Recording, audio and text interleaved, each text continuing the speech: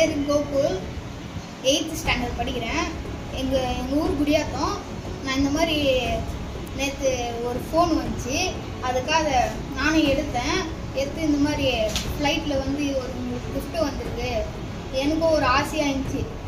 சரி நம்மளும் காசு அனுப்பணும்னு கேட்டாங்க, 45,000. நானும் எங்கள் ஃபோன் நானும் 45,000 ரூபாய் அனுப்பிச்சிட்டு திருப்பி ஃபோன் போட்டால் எடுக்கவே இல்லை.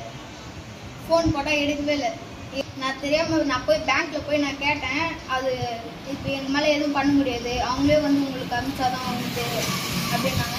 நான் 8th ஸ்டாண்டர்ட் படிக்கிறேன். இந்த மாதிரி யாரும் எதுவும் பண்ணுறாதீங்க. இந்த மாதிரி யாரும் ஃபோன் வந்தால் காசு எதுவும் அனுப்பாதீங்க.